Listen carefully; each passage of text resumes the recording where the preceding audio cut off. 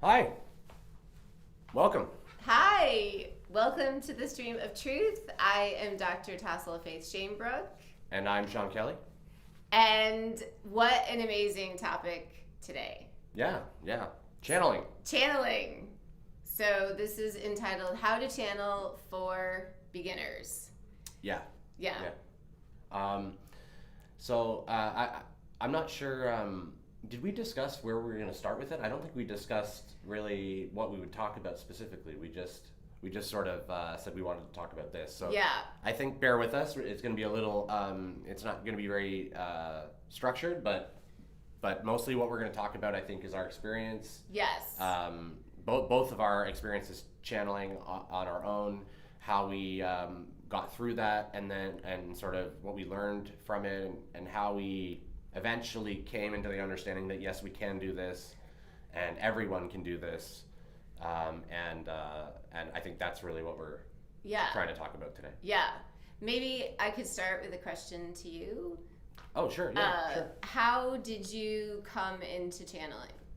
Okay, so I started to sort of hear whispers, or not. It's hearing isn't the right way to say it, but I started to know, Sensing. yeah, or have little ideas that seem to just come from. They seem to be very positive and odd. They didn't seem to be my own ideas. This was after my awakening in 2019, so I started to just sort of have these things coming in, and I'm like, okay, well, that's interesting. And I was very skeptical of that. I didn't think much of that at all at first. Mm-hmm. But then I started to get into, like, as I think most of us do, we start to get into, like, channeled material. Yes. We start to see it, the Law of One, Course in Miracles, Abraham Hicks, Abraham Esther Hicks, Bashar, Cryon. Those are the five big ones that I can think of at the moment. But so you see that, and you sort of think, oh, these guys are really special. Yes. Right? These guys have this real connection that they can bring through this entity, and they're so special. And I mean, to a degree, they are, because they've put in a work or a certain efforting and found that connection. So it is special. It's unique right now. But what I began to realize is, oh, actually, I'm not really different from Esther, right? Like, she's a human too. Right. Mm-hmm. I'm a human, she's a human. If she can do it, perhaps I can figure that out too. Yeah. So I guess that's when I started. I think I started with just sort of automatic writing type stuff. Mm-hmm. And then some really profound things started to come out. And I was like, okay, I think I could be doing it, or I'm making it up. Mm-hmm. Mm-hmm. So I wasn't sure at that point, but that's sort of how I got started, I think. What about you? How did you just get started, or what was your experience? I would say you were my inspiration. I also was really interested in channeled material, and in some ways that material became my favorite material to read. Kind of I only wanted to read channeled material. I never in a million years thought that I could channel. I didn't think I was one of those people or something. It's like reserved for the special ones. Yes. The gifted ones. Yes. Yeah. People who really have that amazing connection, and I'm a psychotherapist. I don't know. I didn't think it was possible.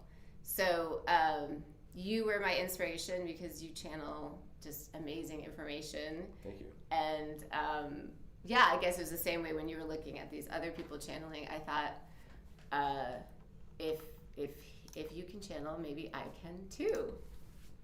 Yeah. Yeah. Yeah, that's basically sort of what I did. Hi, Jamie. Welcome. Thank you for joining us. Hi, Jamie. Nice to see you. Love to have you here. Hello to everyone else as well. So it's very similar then. Basically, we saw examples of it. Yes. And then I think the most important thing is to go, I think I can do that.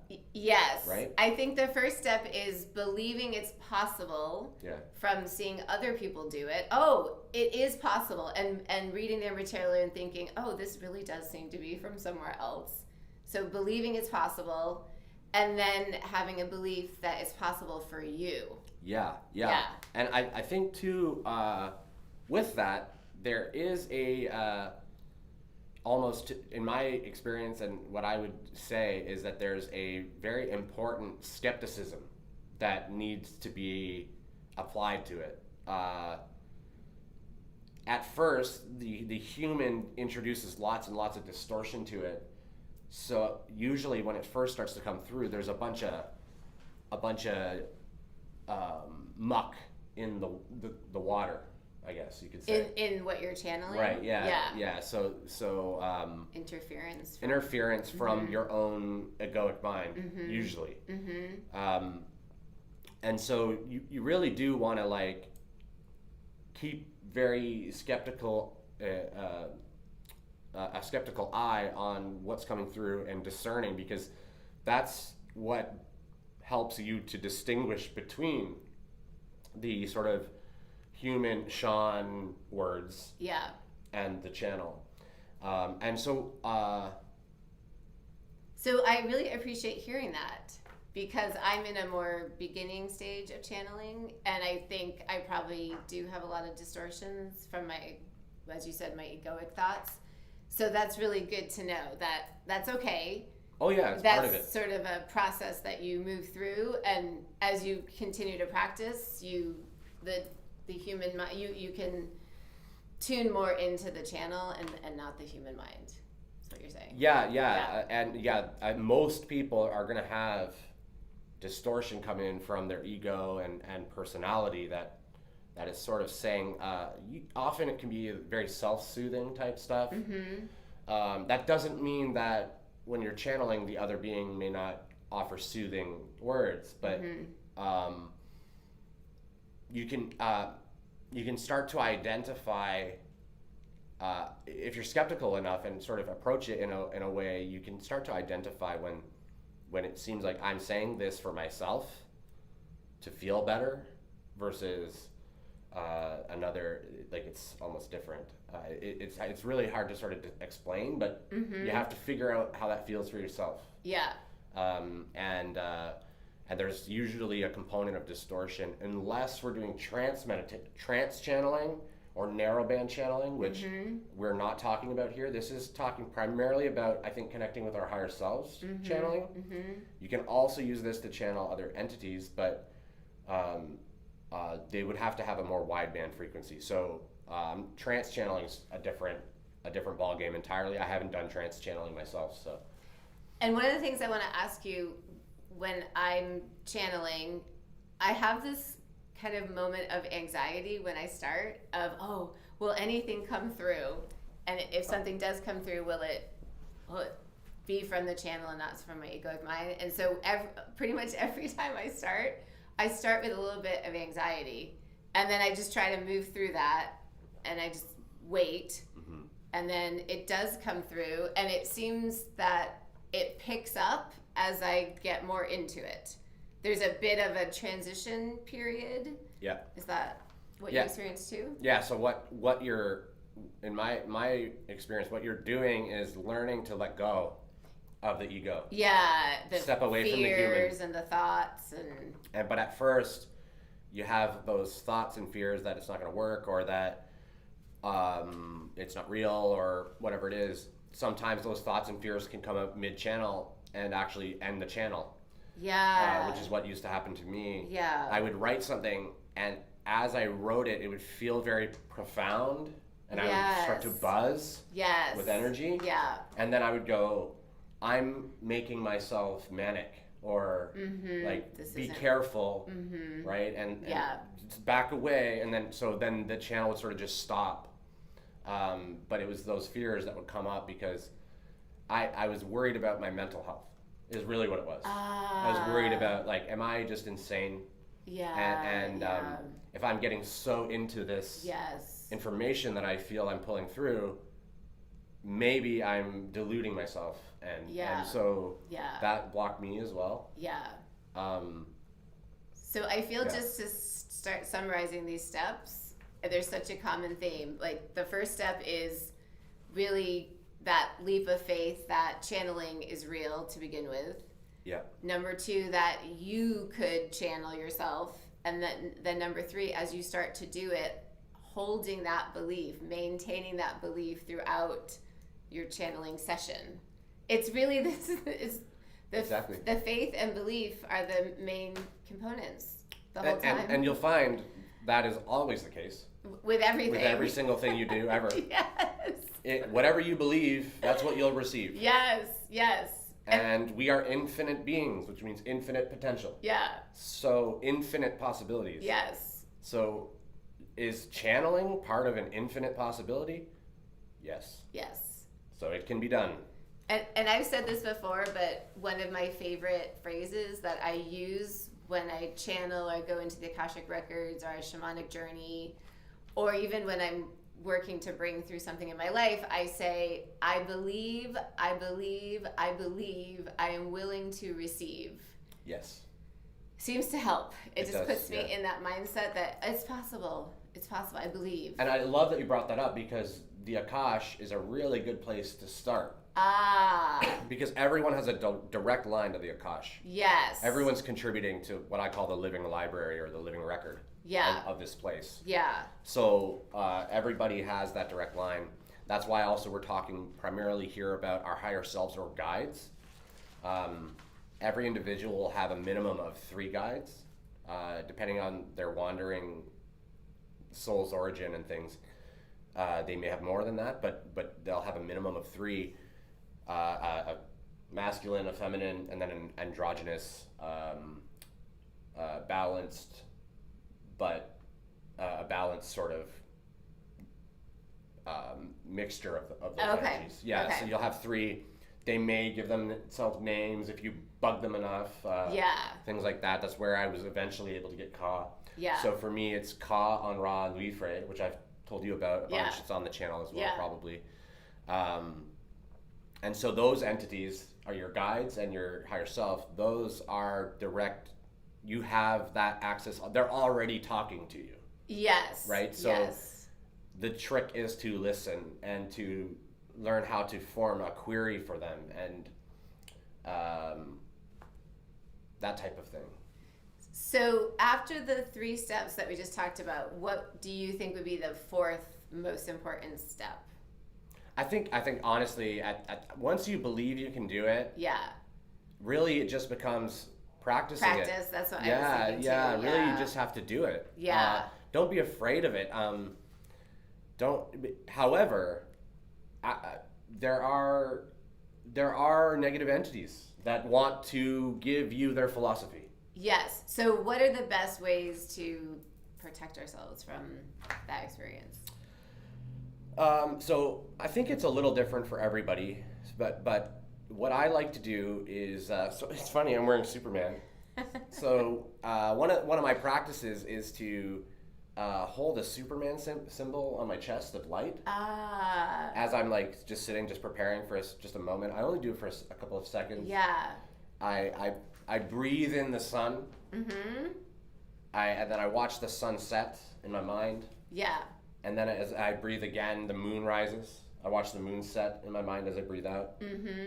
And then I breathe in again, and it's sort of a unification of that energy into the Superman sigil.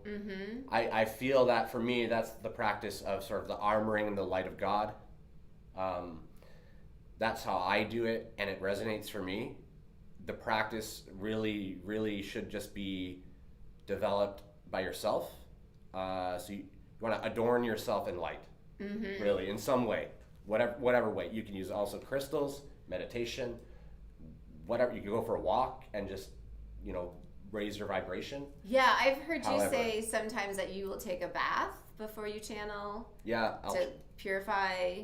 Baths. I don't really do it anymore. So maybe that helped in the beginning, but as you got more proficient at it, as necessary. What I noticed is that I felt that I had a purity in the channel without really needing to do anything. Okay. Yeah. Eventually. So I'm getting to a place now where I'm getting, I think, to around Esther Hicks' place or Bashar, where I'll be able to just speak as Ka. Yeah, amazing. And so I'm working on that. I can't wait to do it on the channel and stuff. Yeah. But I think I'm starting to get to that, and it's almost like a relationship that you're building. Yes. Right? Like any relationship. Like any relationship. There's a sort of give and take and trust that starts to form. Yeah. And you develop this relationship with these beings or these entities. And it's awesome. But for the negative entities. Yeah.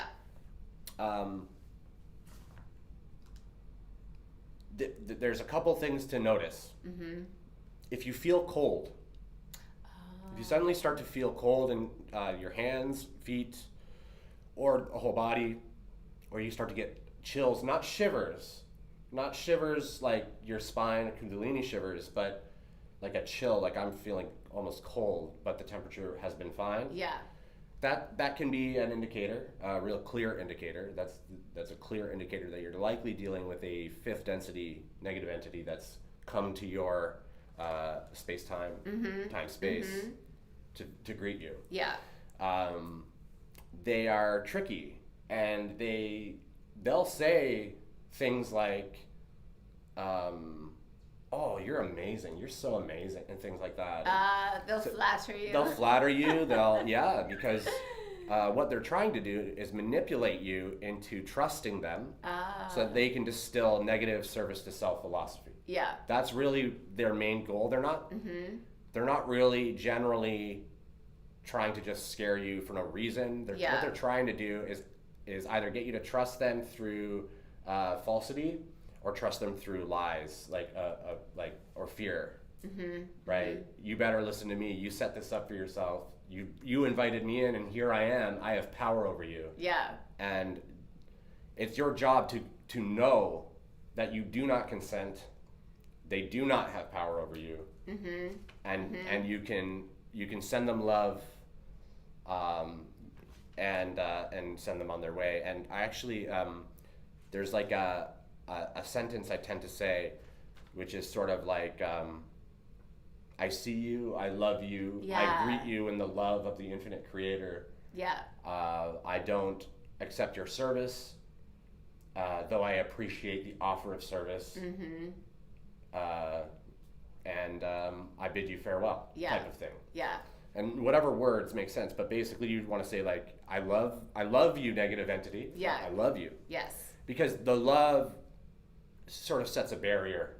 They can't get through the love. Come closer, yeah. Because that's essentially the protection. Your own love is your protection. Yeah. So and there's nothing dangerous about these entities coming in and talking, and unless they start to dissuade you from your path, or right, and even that, that's why we're here. In many ways, is to investigate these paths. I've listened to and talked with negative entities a lot, and I like to hear what they have to say. I'm curious. I can't help it. I feel part of my job is to investigate the negative path. It doesn't mean I do it in consciousness instead of acting crazy in the world and hurting people right, but. I explore it with them, and there's nothing wrong with that. And then I'm curious, is it helpful to set an intention to what you want to channel? If you want to channel your higher self? Yeah, I would say so. I think sort of like when you're doing tarot. You have a sort of intention, like. What do I need to know in the moment? These types of things. I find harder to ask particular questions at first. The channel has to get to a certain sort of stage before you can just ask larger conceptual questions. But at first, what do I need to hear in this moment? Yes. Those brief types of things, just sort of letting them flow through whatever seems highest and best. Right. Not right. imposing your own agenda in the beginning. Yeah. What about you? Do you have any practices? What do you do to get ready to channel? Yeah. How many times have you maybe we could hear more about your experience. My experience. So I've gone into the Akashic Records so many times, and I never really considered that channeling. But I think that's how I started to become comfortable in receiving information from the other side. Yeah. And I would say the way it started for me, 2 different ways would be common. The first way it would happen is I would receive an image, and then the image would kind of unpack itself. So I felt like I was just being given pictures in a way. Mm-hmm. And then I would kind of take the meaning in a way myself, and sometimes I'd write that down. And then the second way that it seems to happen easily too is more the automatic writing. Yeah. So I use, I guess, both of those ways when I channel. And so more recently, I've been able to channel some Isis and Mary Magdalene. Very cool. Yeah. And every now and then I'll kind of get a phrase that really seems like not me. Right, yeah. And then that feels like such a gift. And I think you might have said it maybe even in a way is to encourage you or motivate you that this is real. Right. So one of the phrases in one of the channelings I received from Isis was, "Your womb is the matrix of your creatrix." Right. And I don't talk like that. No, I've never heard you utter that type of phrasing at all, and I've never heard you say creatrix. I've never even heard of that word. Yeah, and I'm really interested in the womb, but I haven't done any womb healing per se, or right. I know some divine feminines are really in that path, but that was all new to me. So that gave me some faith that this was real. Yeah. And that was really exciting. And one of the first, when you really started to channel your higher self last year. Oh, yeah. And you would share the channelings with me. And I remember reading in one of your channels the phrase a diurnal cycle, meaning a 24-hour period. Right. And when I read that, I thought, oh, he doesn't talk like that. This really is real. And for me, I want to share because Ra says diurnal. Oh, interesting. I would never say diurnal. Yeah. But I am familiar with the term. Right. So I was like, am I peppering? Right. That type of thing caused a little bit of like doubt in me, imposter syndrome type. Because I had heard that word before. I knew the word. I knew what it meant. Yeah. I've listened to other channel material where it came through. Yes. And so I was like, oh my gosh, maybe I'm making this up and stuff like that. And then it was really interesting because you highlighted for me diurnal, and I was like, oh my god, that word. Yeah, I know that word. I did that. Okay. And yeah, so that caused a bunch of sort of confusion, questioning, skepticism. I'll say too that when it first started, and I went through a period of like 10 weeks of integration. I talked about it a little bit. Yeah. Right as that was starting, just prior to that, I would have sometimes like what felt like Sean just sort of wasn't there, and then I was speaking as Ka. Wow. Sometimes. And that happens a lot between us. You'll, not so much super recently. Right. But you'll basically it's obvious it's your higher self texting me, the languaging, and it's more formal and very high consciousness. I'm learning now how to more consciously choose which way I'm gonna approach any situation. It seems you're at a point where you're not always having to sit down and decide, oh, I want to channel my higher self now. It's just flowing. The channel, it seems open 24/7. That's a good point actually. So there are 2 approaches to it. Yeah. There's one that's called an open loop, or I think it's called open circuit, where essentially you're trying to bring the channel in and hold it always. Right. Like you sort of are the channel.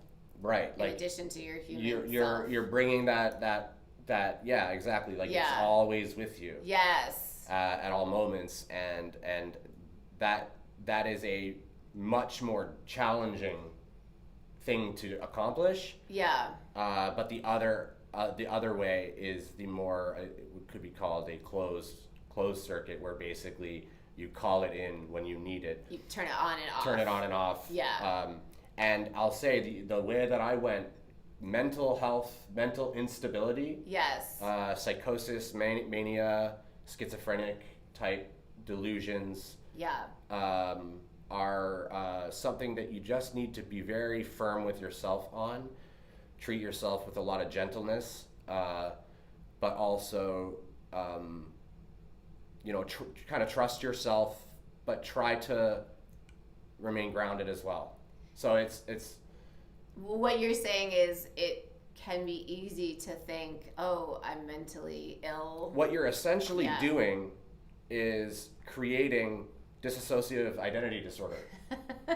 Is more or less what you're doing, right? It might be labeled clinically. That's what it would be labeled clinically. Yeah. You literally are bringing in another identity. Another identity. That and you're accepting this full identity to come in with you and hold it. Yeah. And then use it whenever. Yeah. And so it can become weird because this identity can step forward when you don't intend it to. And then weird things happen because the higher self sort of doesn't really remember what it's like to be the human. Okay. So much. They have trouble with a bunch of different concepts in the human or third density illusion. So, like time. Time, right? Time, money, like things like that. Social or structural things. Hierarchy and things. There's lots of concepts that they do not at all understand really, other than like a concept. Almost like how we can conceptually grasp what infinity means, but we have no experience of it. The higher self has difficulty getting to an experience of oppression through time and things like that. So, so I just wanted to say that. Yeah, these are things to be aware of as you. You don't have to be scared of it, but just go easy on it. Like, don't push yourself right into it and go crazy, go so fast, and because you have to integrate. Yes. And that's why I ended up having to take that 10 weeks. I was going a little fast, and then I started a thing that I didn't really understand what I was doing. Yeah.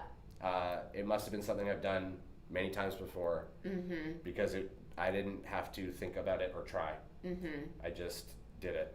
And as I did it a little haphazardly, a little rushy, and I was very mentally unstable while it was happening. You're saying the ease in which you were able to establish this channel with your higher self, most likely in past lives, you're thinking, I already knew how to do this. Yeah, I think I've awakened many, many times and done this many times. Yeah. And so essentially, once I set the intention, basically I think I was in the bath. Yeah. And I was like, why can't I just walk as my higher self?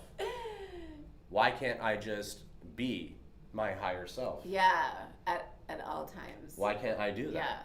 Yeah. Why do I have to think that I need to talk to them? And why can't I just take their words and their orientation and embody that? Yeah.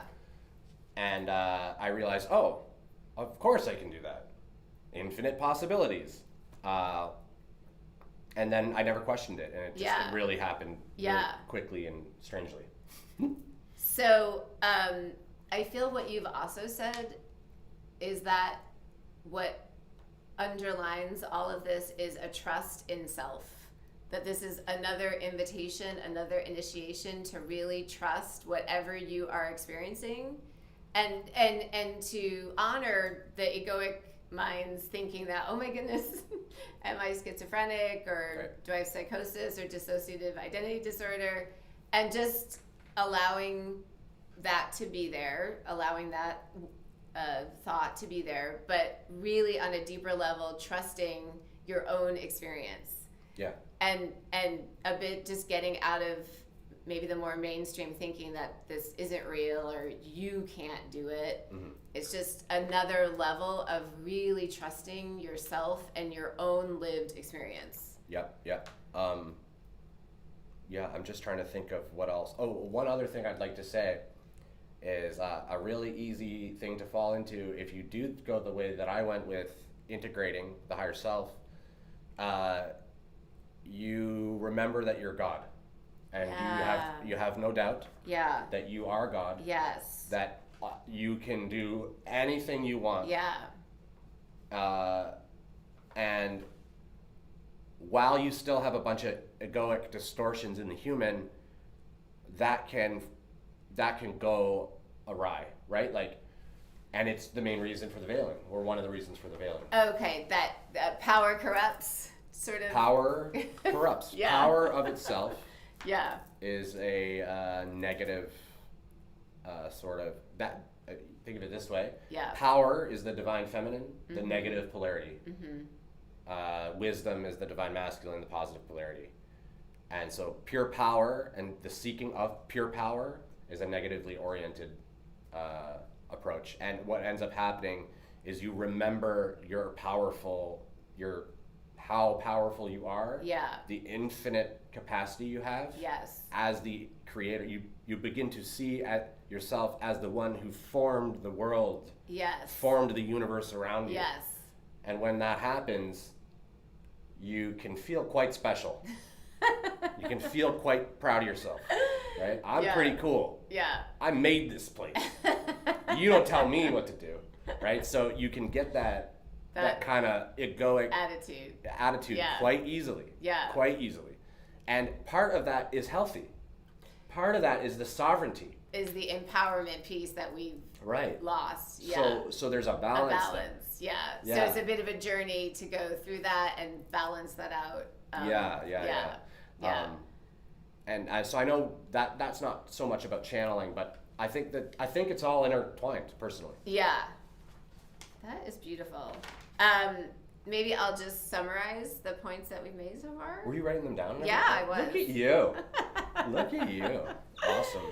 So the steps to really start to channel are, number one, to take that leap of faith that it's possible. And that might be just reading some channeled material or watching YouTube videos of people channeling and tuning in and just seeing how it feels for you and just making that leap of faith that it's real. And then the second step is to make the leap of faith that you too can channel. Mm-hmm. That all these other human beings doing it, they're no different from you. They might have been doing it a bit more or maybe even in past lives, but you too, we all have the capacity to channel, all of us. Yep. Number 3 would be to, if it feels resonant, have some type of practice to enter the channeling. It might be taking a bath, it might be grounding yourself in nature. You may feel drawn to, as Sean described, putting a shield of light around yourself, or just imagining, visualizing only a positive experience that you're going to have. And then if it feels resonant, you can set an intention. I would like to connect with my higher self or any other being. Could be a relative that's passed. Yes, that's amazing. Yes. Yeah. One of my Yeah. Thank you. Yes, one of my first channeling experiences happened shortly after my awakening when my grandpa died. Yes. My Yes. granddad. He seemed to just come in and start to whisper things to speak to me. Yes. And I was like, holy shit, it's granddad. Yeah. I had the same experience with my great grandmother. Right, I think that's I right. talked about it. Yeah, that's right. But I think when you start to open up this channel, you may receive visits from relatives. Totally. It seems like that's what happened with my great grandmother. Absolutely. And then the next step is really you're just practicing, you're just doing it, and you're developing a relationship with your higher self or another being that you're channeling. And as you're in your channeling session, your egoic mind may be skeptical. It may think this isn't real. And again, the idea is just to move through that, to just hold the belief, no, I can do this. This is real. I'm going to keep doing it. And I said the affirmation earlier, I believe, I am willing to receive. Right. And as Sean pointed out, especially as we start to channel, there probably will be more of our egoic mind getting involved, but as we keep practicing, that will dissipate. Yeah.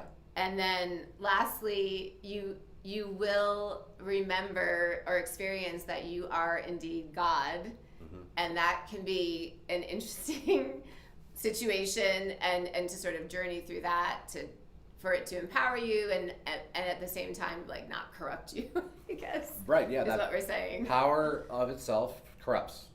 Without wisdom, power is corrupting. Yeah.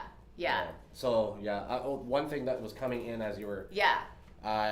If you are one who has a lot of dark attachments, some people have dark passengers, let's say, that are sort of with them, offering them things quite often. If you start to channel and are receiving a lot of fear, a lot of negativity, or that type of thing, you're getting sort of feeling like you're accosted by negative entities, just hang some garlic in the room while you're I love it.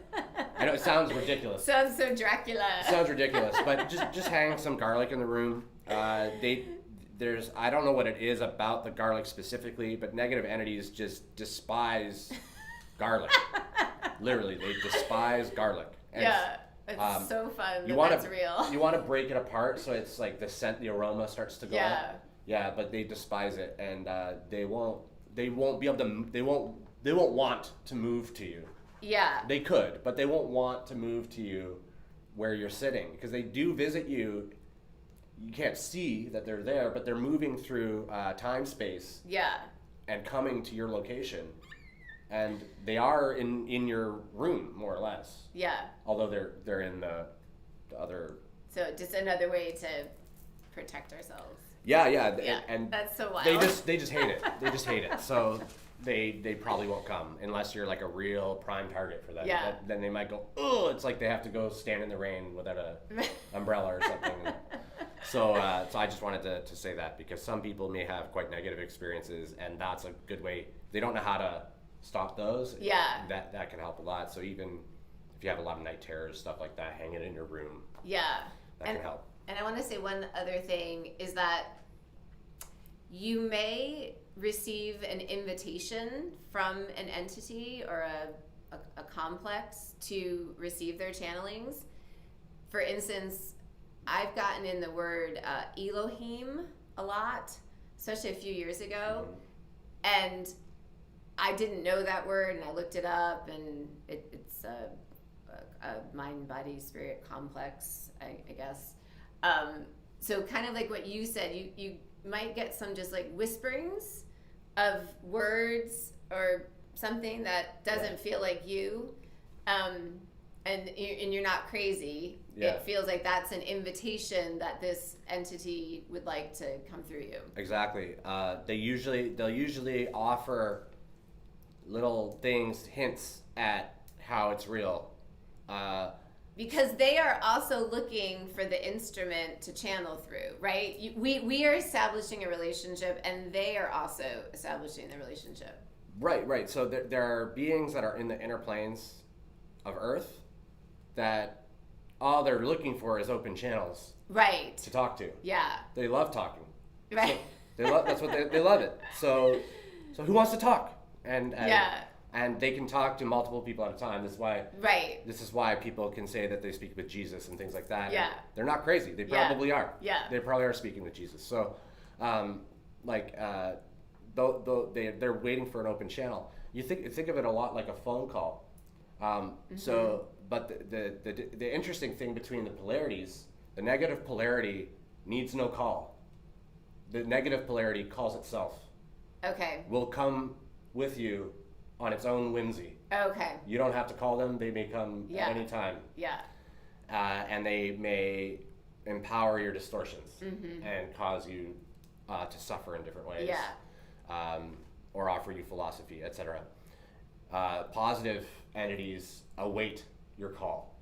Okay. Right, so you have to open and call. Okay. And that you can set intentions to speak with particular beings. Yes. They're more civilized. Yeah. They wait for you to show up. They only want to serve you. Yeah.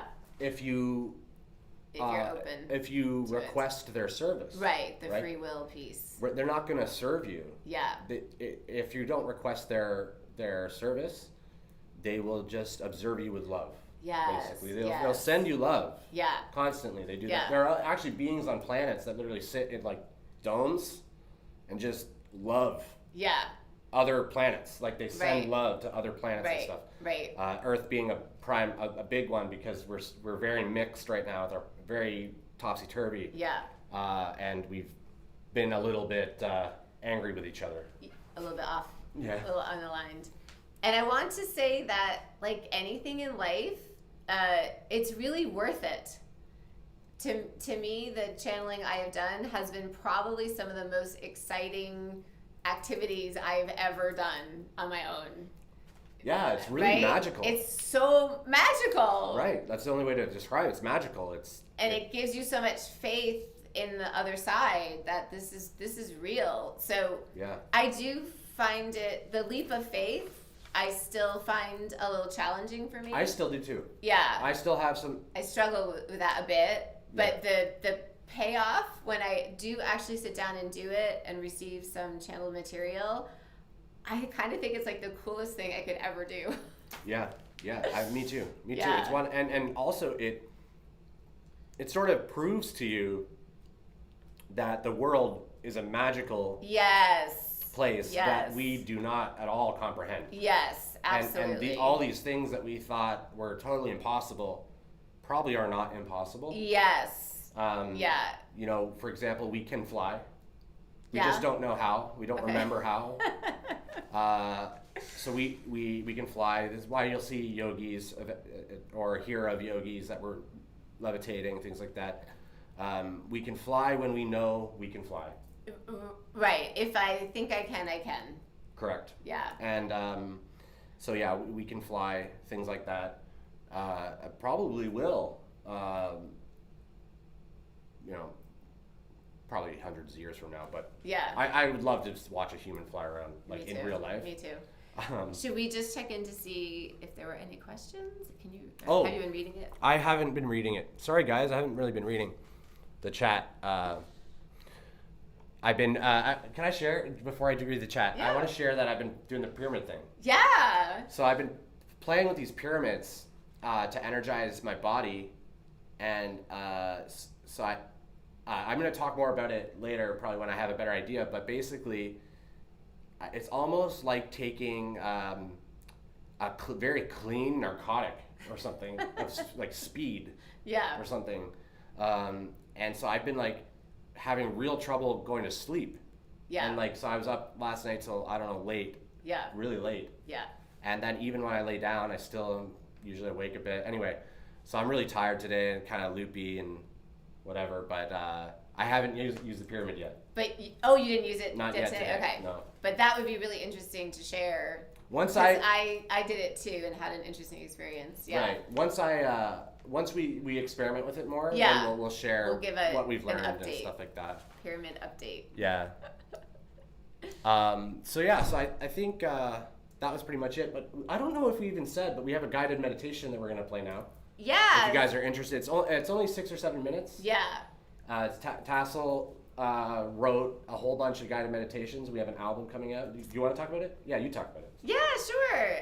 Just in a lot of the workshops that I've run, I was always really guided to write guided meditations. And one of the most popular and I think most powerful ones that I've done with people is this guided meditation to connect with your higher self.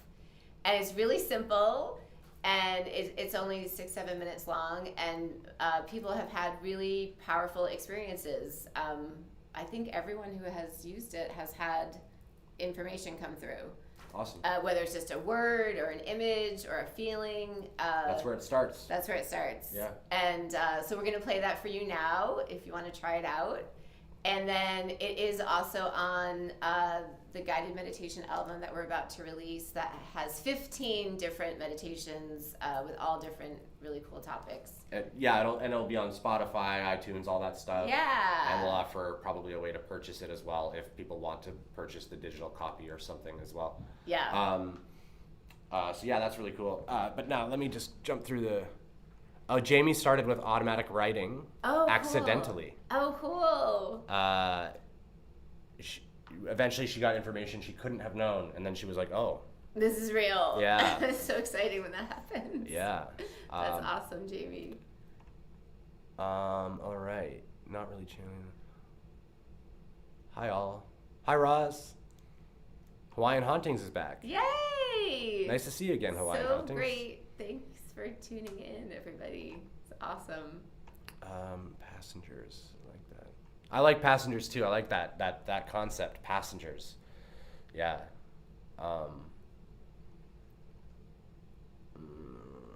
Elohim is a female godlike entity. Nordic.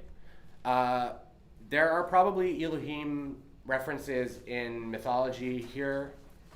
Elohim are some of the founder gods that what I remember is that they helped form the human that we sort of see now. Yeah. We did not evolve from apes the way that science would lead you to believe. What happened is the apes were chosen as the template, and then various star systems, DNA and genetic coding and stuff was then put in there, hair taken away. That's why we suddenly had no hair and anyway, stuff like that. They're not gonna find anyway, whatever. But I just love to poo-poo science when I can. But so the Elohim, though, my understanding is that they were some of the beings that did this with the Anunnaki, the Lyrans, and the I'm missing somebody. But they're a social memory complex. They're referenced in Genesis, I think, other places probably. I see them as sort of the some of the ones that helped coordinate the human. They were trying to make a paradise place. What they wanted was to have humans come in veiled in this paradise. And the hypothesis was that in this paradise where there was no suffering, even though the human did not remember their God, they would come into harmony very quickly. Yes. Right? Yeah. That was, I think, sort of the assumption. The thought. Yeah. And it didn't really turn out that way. That's my understanding of Elohim. Yeah. Haven't heard. Yeah. Before Mu. Yeah, for sure. Yeah, the Mu and Atlantis and all Lemurian stuff. You can think of these as like pockets of experimentation on trying to create the right body and the right stuff like that. Yeah. It seems weird to think that we were like placed here. Right? As an experiment. But that's kind of what it was. Yeah. It's sort of an experiment school. Yeah. Experimental school. We prior to the veiling, there was no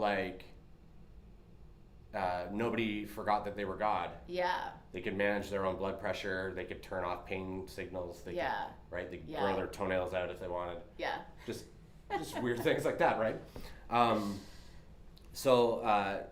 But in that space, everyone just played. Yeah. Everyone just sort of flew around, literally flying. Flew around, played. Yeah. And just loved on each other. Yeah. Nobody learned anything. Right.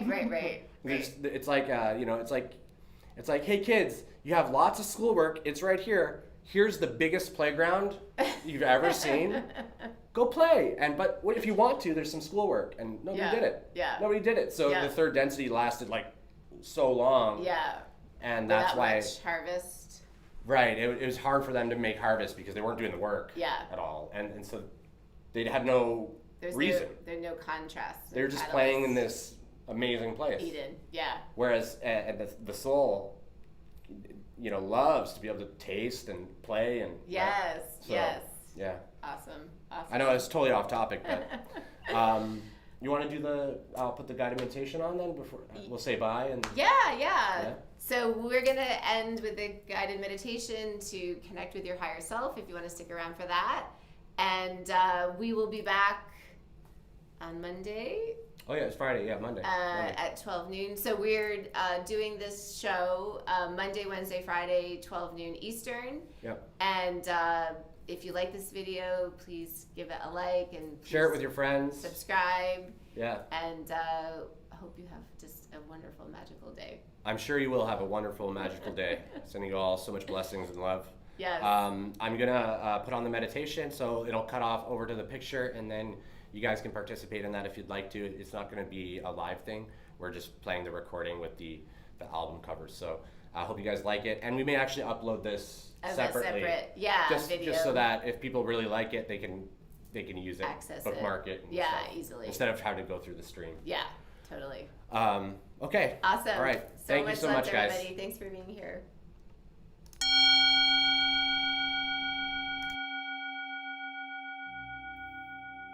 Welcome to the guided meditation, connecting with your higher self. Please get into a comfortable position, lying down or sitting up. Gently close your eyes. Take some slow, deep breaths. Now imagine in your mind's eye a single candle flame. See this flame flicker and glow. Observe the bright tip of the flame. Notice the blue base of the flame. You can set an intention right now to connect fully with your higher self. You can say to yourself or out loud, I ask now to fully connect with my higher self.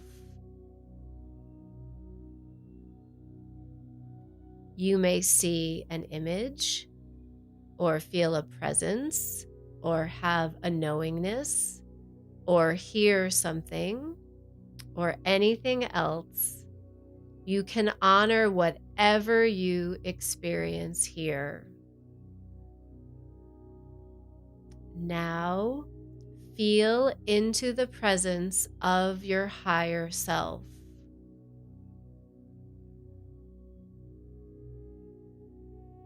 What feelings do you have right now in connecting with your higher self? Do you feel a sense of love, of peace, of clarity, of comfort, of wisdom? Do you have any sensations in your body right now? Possibly chills, goosebumps, or tingles?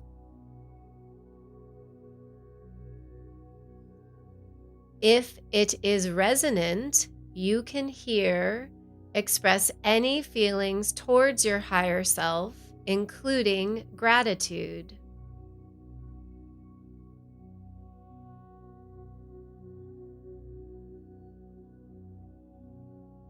Now, if resonant, you can ask your higher self if it has any particular messages or information for you right now.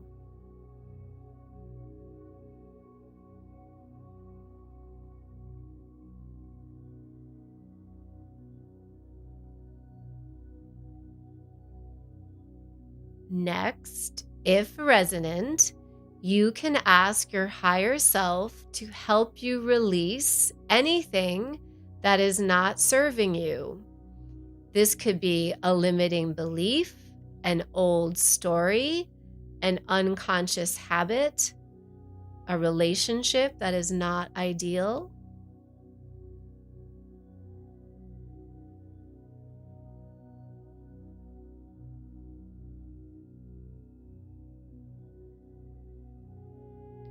Next, if resonant, you can ask your higher self to help you bring in any energies that are most useful to you right now. This could be empowerment, strength, courage, faith, or anything else unique to you and your highest and best.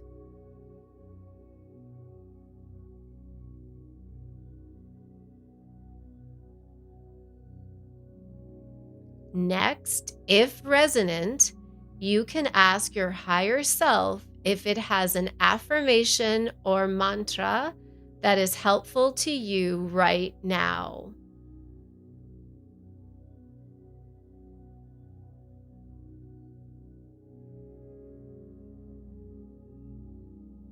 And lastly, if resonant, you can ask your higher self anything you want to.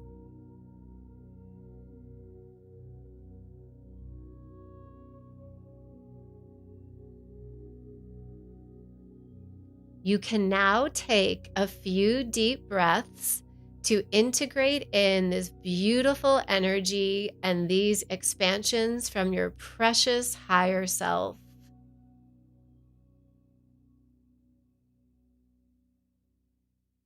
And if resonant, you can set an intention to be able to connect with your higher self at any moment in your daily life from here on out.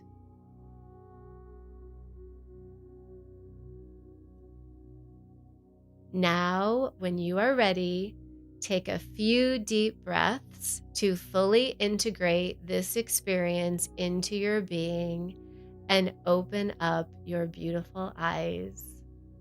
Aho, and so it is.